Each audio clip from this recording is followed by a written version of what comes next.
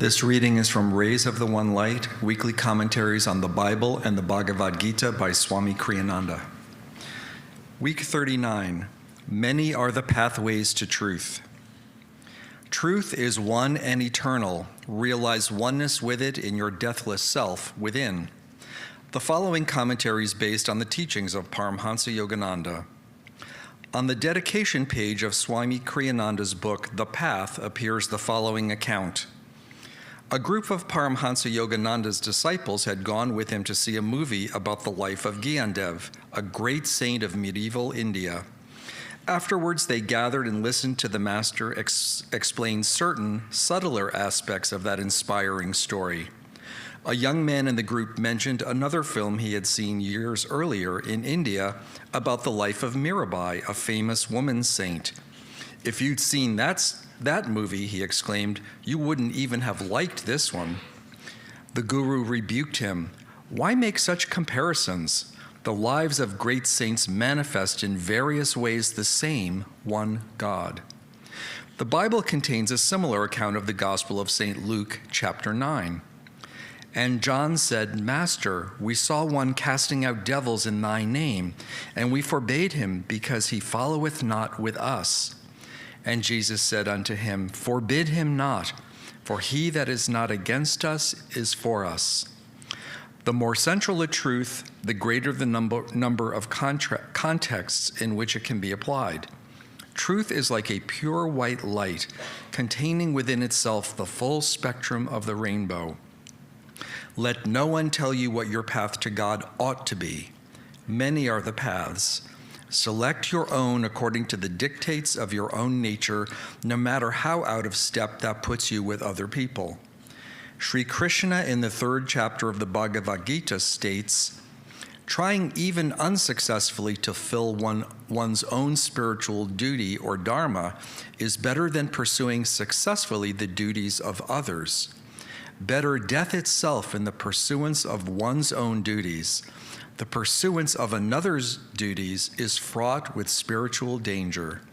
Thus, through Holy Scripture, God has spoken to mankind. Om, Om, Om.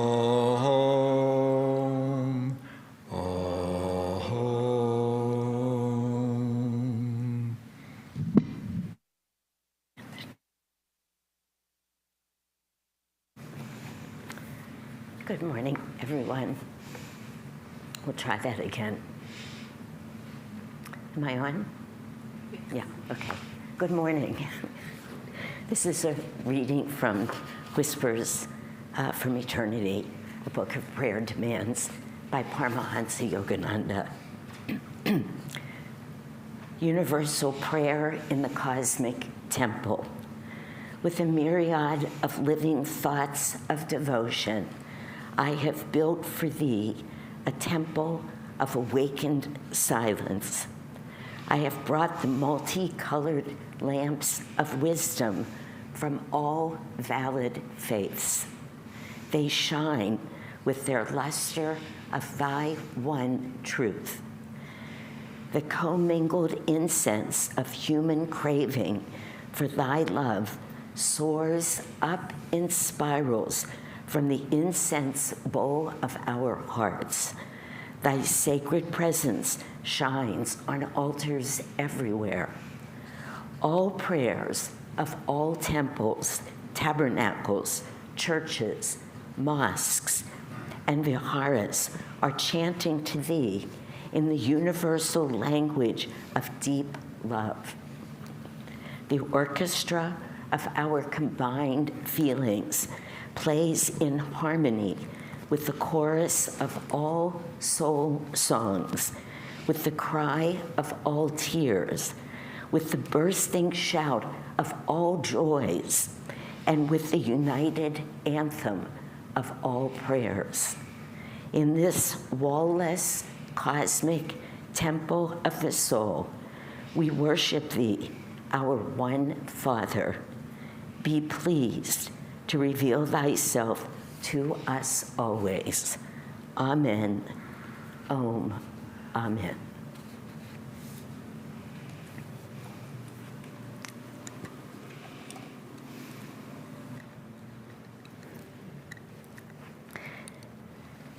before I begin actually speaking about the reading, because I feel this is the only opportunity when I will have all of you here.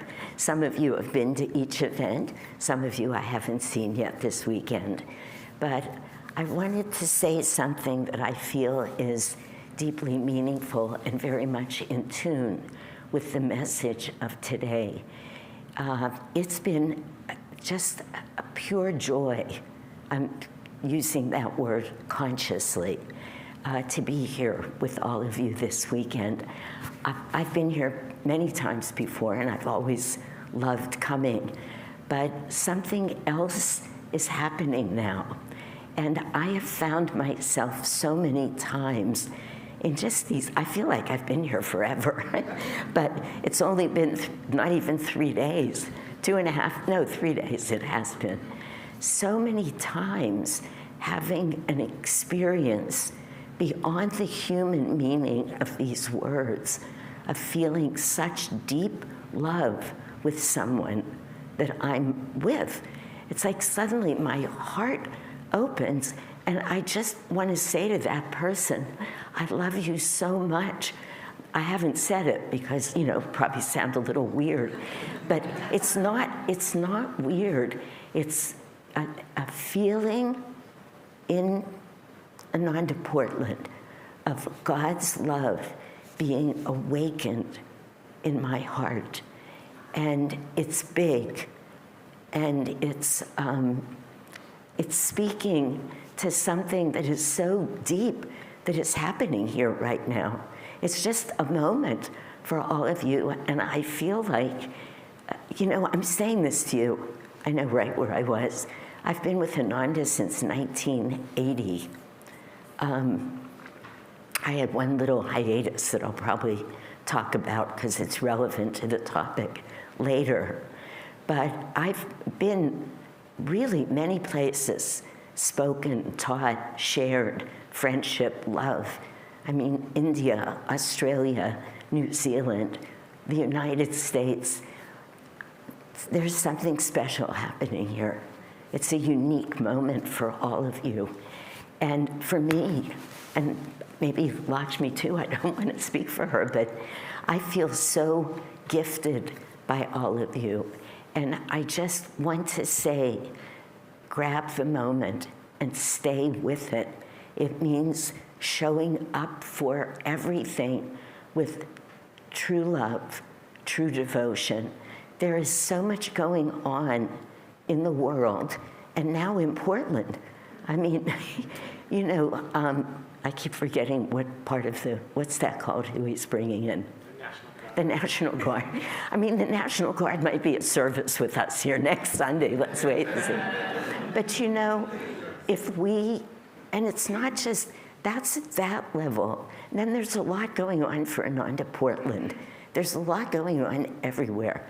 But if we stay only tuned into that, in that place where we could so easily move into ego consciousness, then we're moving into a consciousness of separation. But if we stay with the depth of what I'm feeling here, if you remember to stay committed, then you're dealing with that consciousness of unity, of upliftment, of God's love, of seeing it in all. And I hope the National Guard does come here. They should feel this love. They need this. They need a little bit of you, but you can't really go to them. So we have to I just want to say, just thank you and bless you and keep doing what you're doing. It's really, really lovely here. So, having said that, I would like to invite Adam up to sing a song.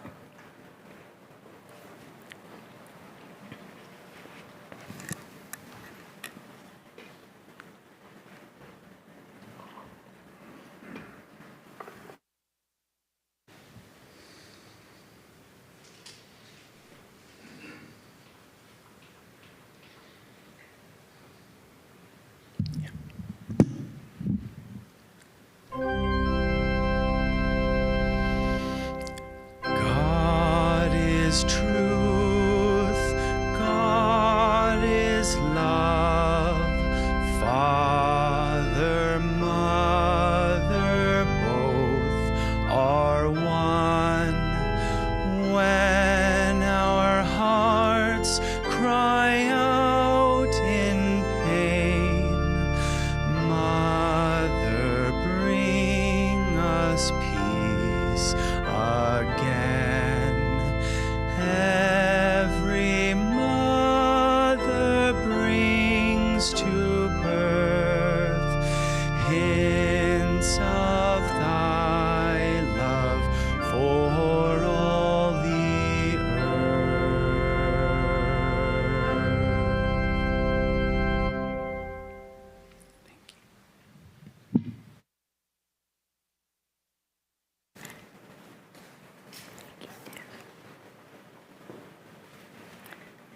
Thank you both.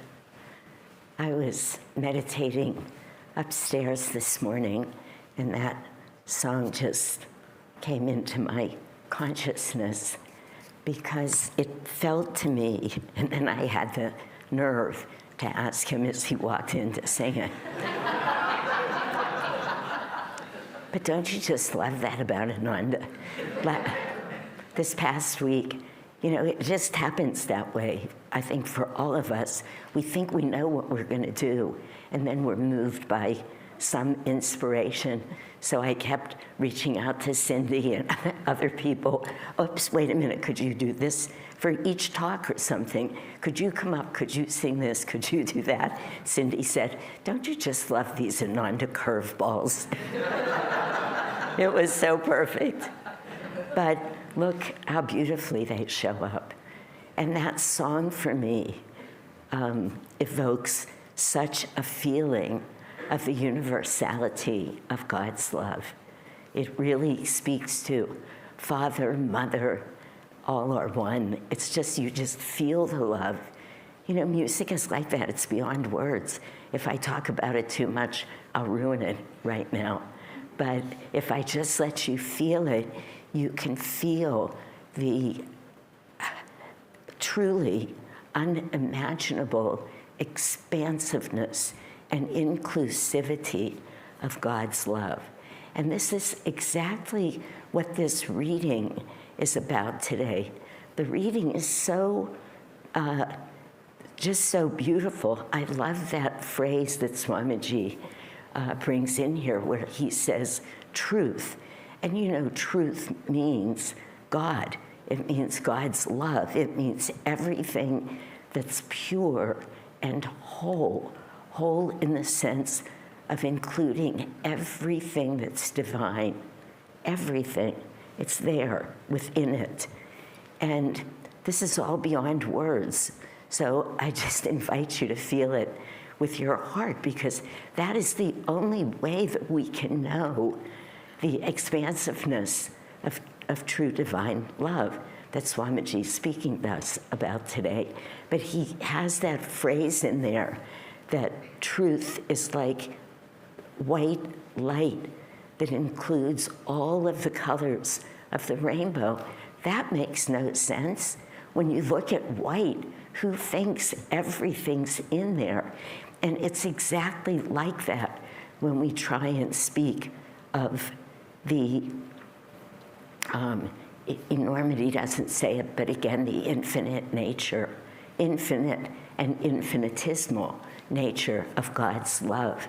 There were so many stories that came to mind today when I was thinking about this topic this morning and what I would share with you. But since, in fact, Lorna reminded me there's a big clock back there. I think that was for a reason. I wanted to start by sharing with you a story that I heard through Anandi of what happened when a group of Ananda devotees went with Swamiji down to his mother's funeral service. Perhaps many of you have heard this, maybe even from Anandi. But there was a group of us, though I wasn't there, but us went with Swamiji. It was his mother's funeral, and it was in her church, I think it was an Episcopal church, but I'm not sure, some branch of Christianity. And the priest, or whatever he was, I'm sorry, but with all due respect, I don't know what they're called in each church, was giving the service. And it came time to come up for communion, thank you. And he looked out at all of these people who were with Swamiji, and Nandi said you could see him realizing that these people were not people who were supposed to get communion, but he didn't quite, in his mind, but he didn't quite know how to tell them that. So he starts describing who it is that gets communion, and he tries to do it nicely, but they're all looking around, and they said the only person there who had ever taken communion or knew anything about it was Mary Kretzmann. They figured nobody else was going to know what to do. When they went up, these are people of all different faiths and religions, but for decades, they've been self-realizationists. And so then he offers it, and Nandi said you could just feel his tension, like the incredible mistake that would happen if he gave communion to someone who wasn't worthy of it in his eyes. He's thinking in God's eyes, but that's not what it was. It was in his eyes. So Swamiji stood up and went right up, and Mary Kretzmann went right up, and then one or two others kind of sheepishly not looking at the priest went up, but many didn't.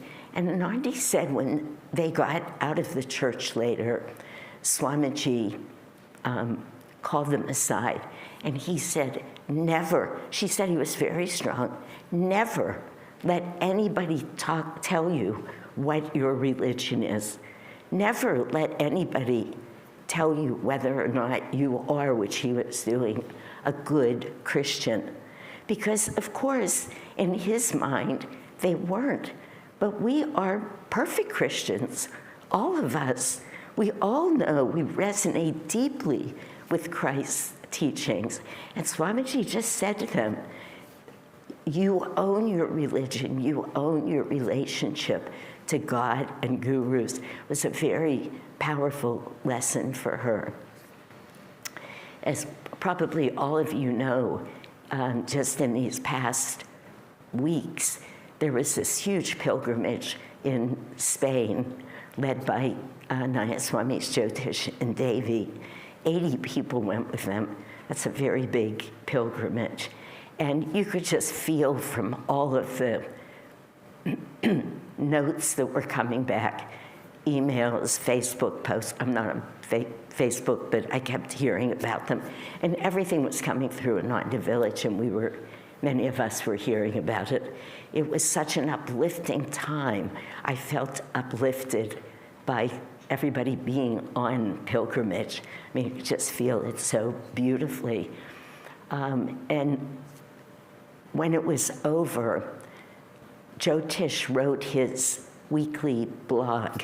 I hope all of you get Jyotish and Devi's weekly blogs. If you don't, please sign up for them at ananda.org. They're little bits of pure wisdom, pure joy. You can read them in 3 minutes. So it's not one of those things that you say, I'll get to later, and you never do, because you usually just find those 3 minutes and stop and read them. Well, just a few days ago, he wrote a blog. They alternate, Jyotish Devi and Jyotish Devi. Jyotish wrote this one about not the pilgrimage. He started with that, and so beautifully, and I loved this, so I'll just share it. He said, he was talking about going to these very great, blessed places on this earth, because that's what they did. And he said, we started at Ananda Village. And I just loved that. It helped us remember how blessed we are to have a pilgrimage site, in fact, as our home. And then he said, we went to Ananda Europa, which is, we know, based in Assisi, but it really does hold all of Europe. and then Spain.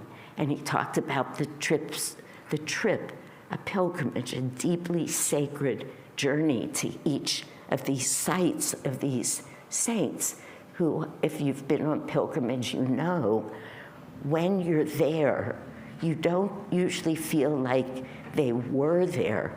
You feel like they are there. Their energy is so present and so alive.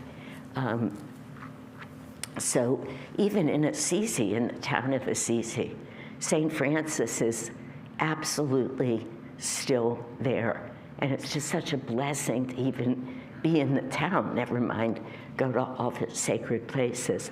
But the point of what I'm saying is they were in Assisi, they were in Ananda village, they were at Ananda Assisi, they were in the town of Assisi, then they went on to Spain and they visited the place of St. John of the Cross and St.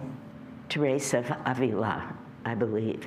And then they went on, I don't remember the names of the towns, but to where Ferdinand and Alfonso's bodies are still resting there. And it was a very powerful, and as you know, Ferdinand and Alfonso were Master and Swamiji in previous lives. So it's very dear on our path. And I haven't been there, but everybody who has been just says you feel that when you're there. You're at home. Now these are places that lived through literally the dark ages. I mean, Kali Yuga, how they had to be, how they had to say their prayer, how they had to worship. Everything they did was so different.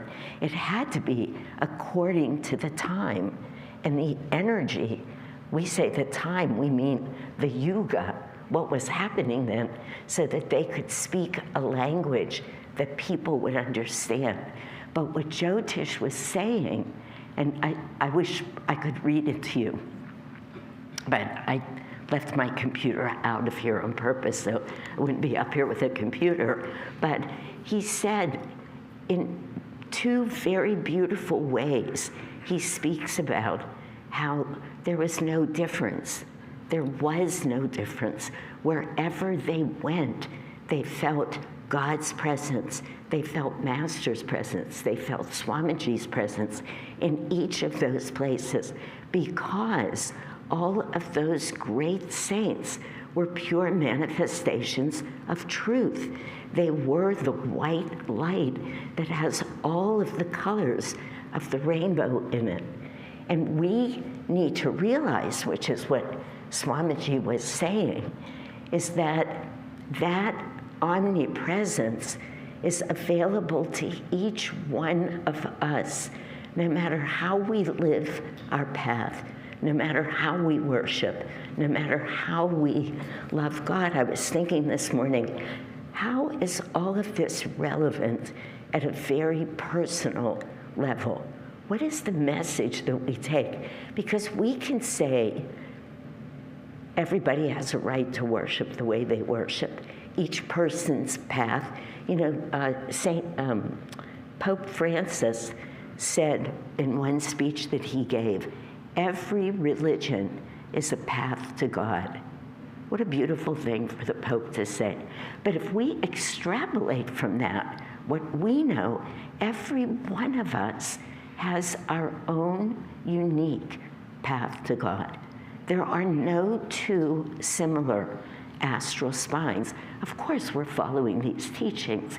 Of course, we follow a path where we learn a certain way to meditate, and these are our gurus. We are magnetized up towards our spiritual eye in their presence. We have all of these traditions, the color, the shape, everything that Swamiji's brought to us. Doesn't matter if I'm from Palo Alto and then here. We are all tuned in to a certain vibration, a certain bob of finding our way to God. But even within that, we each have to follow our own path at every moment. And we need to both respect others in that way And we need to respect ourselves. We need to sit and pray deeply for guidance before every meditation so that we can feel God's guiding hand and presence in our life that's unfolding in the perfect way to take us closer and closer and closer to God. That's the lesson in this whole big reading for us. But still, the bigger lesson of love and respect and the realization of God's presence in so many different paths is such an important lesson. I wanted to just read to you a paragraph or two from this chapter from Autobiography of a Yogi, where Master he called it the Christ-like life of Lahiri Mahashaya. Maybe I was called to it last night because we're right in between Lahiri's birth and his Mahasamadhi. I mean, so if he's here, there's a strong presence of him, and somehow this came to me. So I'll read it to you.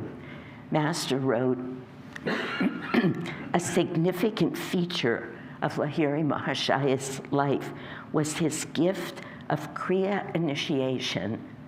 So I'm going to assume that everybody here knows what Kriya is, that it's the type of meditation that we teach that was passed down from Babaji, who's here, to Lahiri in this most dramatic story, true story, that is also told in the AY. So Lahiri received Kriya, and he was instructed to take Kriya out into the world. He was also told that he would be sent a student who could bring it to the West, and that was Master, and then it was Swamiji, and here we all are. I mean, it's a beautiful story with a very happy ending so far for all of us. But anyway, he said, was his gift of Kriya initiation to those of every faith. This is so beautiful, again, just speaking of the pure love of God, that realization, as I was speaking in this story of the woman from Rwanda who lived through that genocide, and her whole family was massacred. She lived. It's a dramatic story, maybe many of you know. But when she was in deep, deep, deep prayer to Jesus, because that's who she prayed to, how could you let this happen right in the midst of it as her brother was being murdered right outside of this hiding place that she had? How could you do this? And Christ appeared to her. And she was saying to him, fix it. Why are you letting these people do that? And he said to her, these are all my children. They're all my children. It's so beautiful. Anybody has a child, or you can see it in the world, you know, children can drive you nearly to insanity, right? Even the best of children, you know, where you feel in a moment, I'm gonna kill them. I'm just gonna kill them. And if you have a child who's actually troubled, it's hard. I mean, it is hard. But do you quit loving that child? Of course not. We are your children, Mother, naughty or good, and it's so beautiful. And here he's saying, Lahiri lived with that. He realized that. And he said, not Hindus only, but Muslims, Christians were among his foremost disciples. Isn't that beautiful? Monist, dualist. I love you call them dualists, meaning those people who still live fully in this delusion of duality. It's just so amazing. And here's Lahiri Mahashaya, this great avatar. And he was just saying, come to me. If you're sincere and you're here, take this gift. Find God. And not only that, I won't read any more of it, but he says, continue doing your practices. This is what's in here. Keep practicing in your own way. But if you're sincere, if you are truly looking for truth, and this is what guided the hearing, he wasn't interested in the mind stuff of different religions and should we argue. He sat with somebody, and if he realized that they were looking for truth, if he felt that in their heart and his, he gave them Kriya. That's what mattered to him, not the arguments, not the intellectualization of all that goes on about religion. It's not just about religion. Again, look at the times we're living through.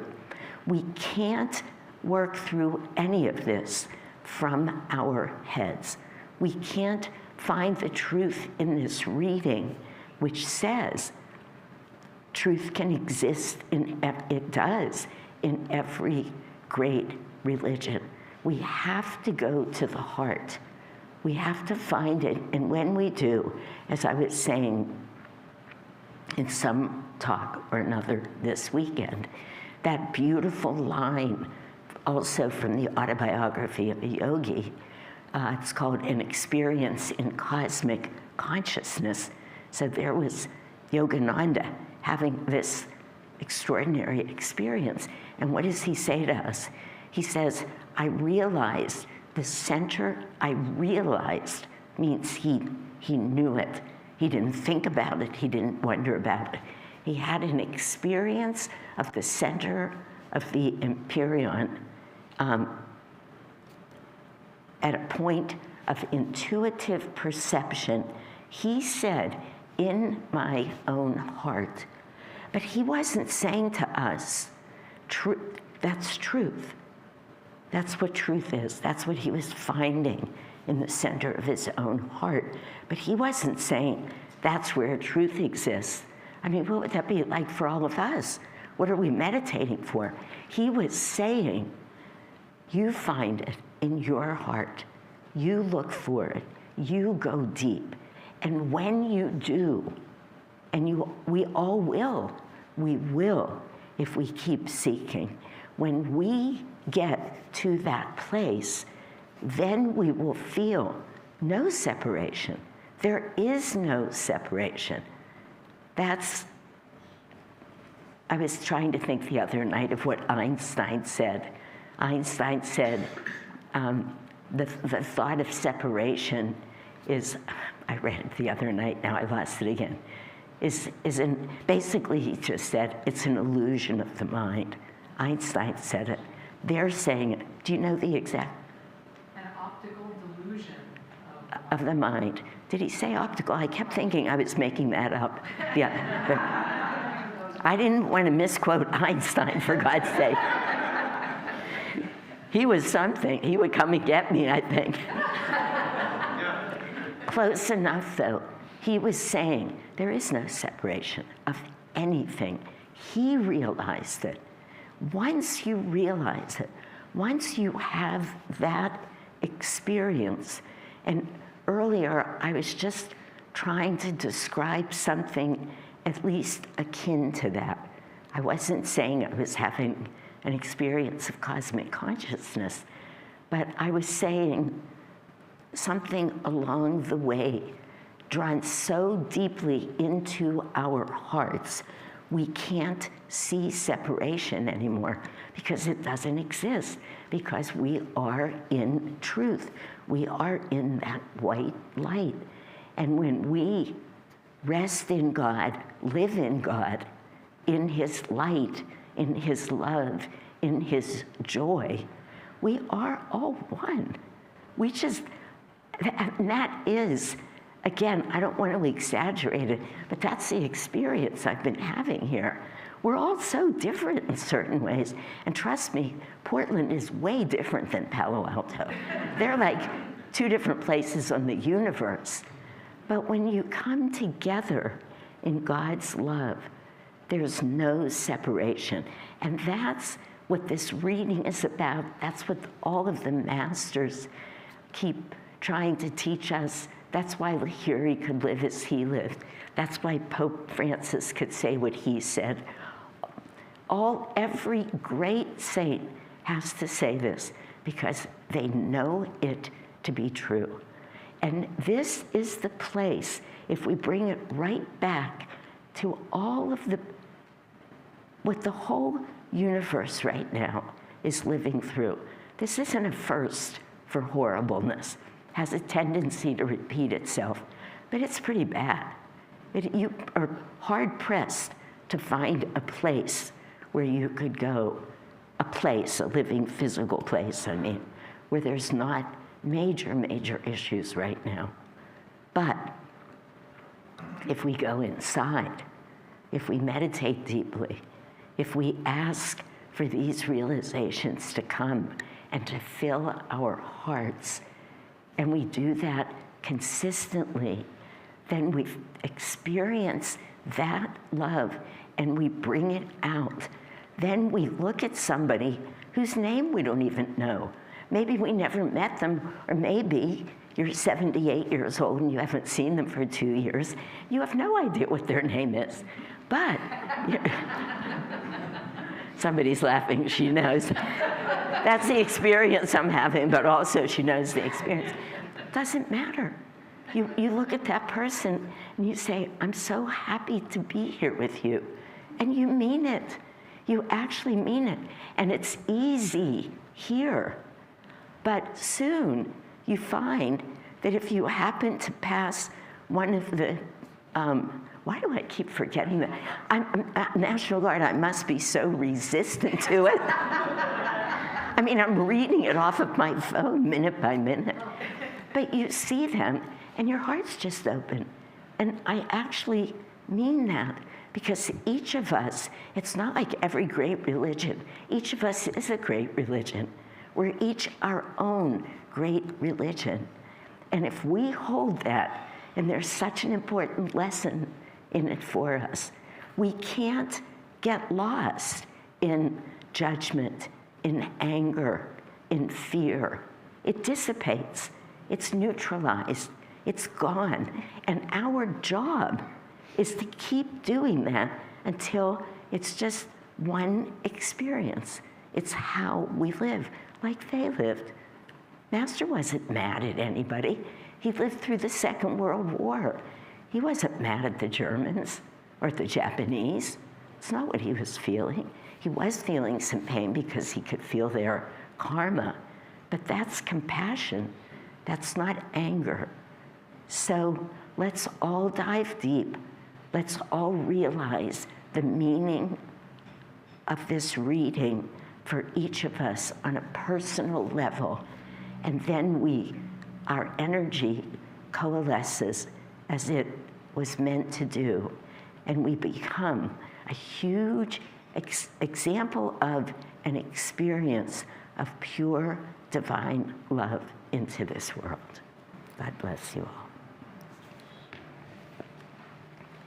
Let's take a moment of silence.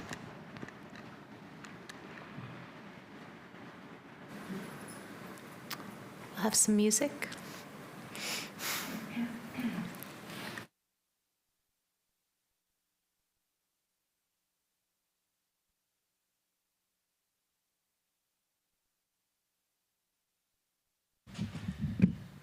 One more song to share with you from Swami Kriyananda.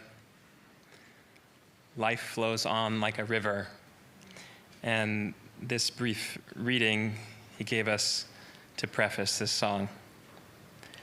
No one truly loves another, and no one can truly rejoice in anything until he can live free from all attachment, but bound forever in God's love.